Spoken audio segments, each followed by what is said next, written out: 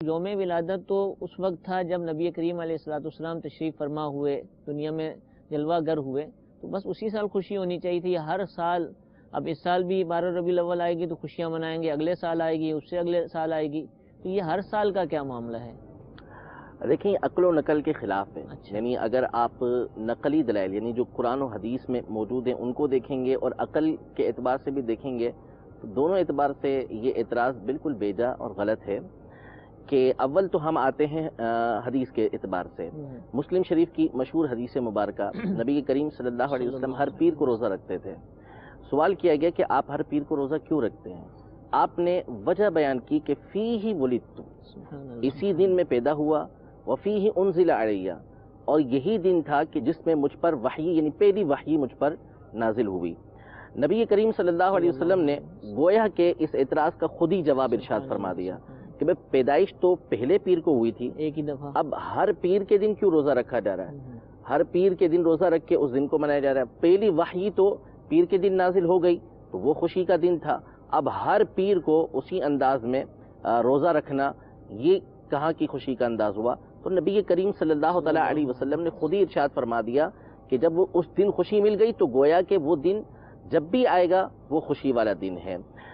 قرآن پاک میں اللہ تبارک و تعالیٰ نے سورۃ القدر کی فضیلت بیان فرمائی کہ انا انزلناہ فی لیلۃ القدر، اس قرآن کو ہم نے لیلۃ القدر کے اندر نازل فرمایا. تم کیا جانو کہ لیلۃ القدر کیا ہے؟ لیلۃ القدر خیر من الف شہر، کہ لیلۃ القدر جو ہے وہ 1000 مہینوں سے افضل ہے.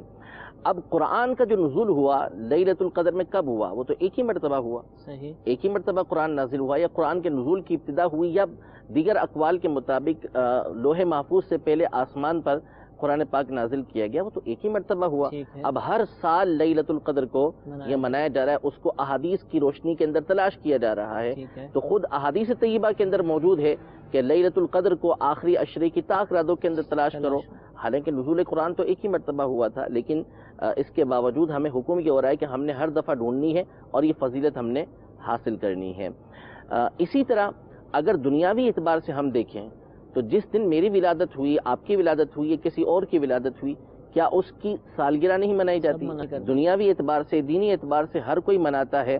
اور ہم بھی اس کا فتویٰ دیتے ہیں کہ اگر وہ شریعت مطہرہ کی حدود کے اندر ہو رہا ہے، اس میں کوئی غیر شرعی کام نہیں کیا جا رہا، مرد و عورت کا اختلاط نہیں ہو رہا، میوزک نہیں بجائے جا رہے، غیر شرعی کام نہیں کیے جا رہے، سالگرہ منانا بالکل درست ہے.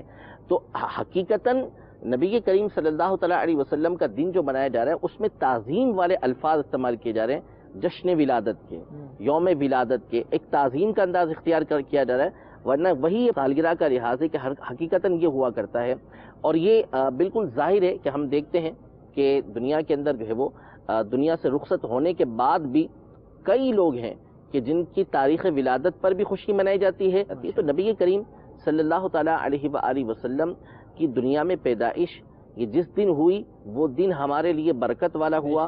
اب ہونا یہ چاہیے کہ ہر پیر کو ہم خوشی منائیں اور ہم روزہ رکھیں، ہر پیر کو روزہ رکھیں. اور چونکہ ظاہر سی بات ہے کہ ہر پیر عظمت والا ہے، ہر پیر برکت والا ہے، لیکن چونکہ ایک طریقہ کار ہوتا ہے کہ جس دن ولادت ہوئی ہے، جس تاریخ کو ولادت ہوئی ہے، وہ ایک خاص اہمیت رکھتی ہے، تو اس دن خاص طور پہ اہتمام کیا جاتا ہے. قرآن پاک ہر مہینے پڑھا جاتا ہے، ہر دن پڑھا جاتا ہے، اس کا حکم ہے پڑھنے کا. لیکن جب رمضان کا مہینہ آتا ہے کہ جس میں قرآن پاک کا نزول ہوا ہے تو اس میں خاص طور پہ قرآن پاک پڑھنے کا یہ اہتمام کیا جاتا ہے. لہذا ہر پیر کو خوشی منانا، ہر ربیع الاول کو خوشی منانا یہ بالکل جائز ہے. جیسا کہ عیسیٰ علیہ نبینا علیہ السلام نے اللہ کی بارگاہ میں یہ عرض کی کہ ربنا انزل علینا مائدۃ من السماء، کہ اے ہمارے رب ہم پر آسمان سے مائدہ نازل فرما، دسترخوان نازل فرما، تکون لنا عیدا لاولینا وآخرینا وآیۃ منک، کہ وہ ہمارے پہلوں کے لیے اور ہمارے آنے والوں کے لیے عید ہو جائے اور تیری طرف سے نشانی ہو جائے.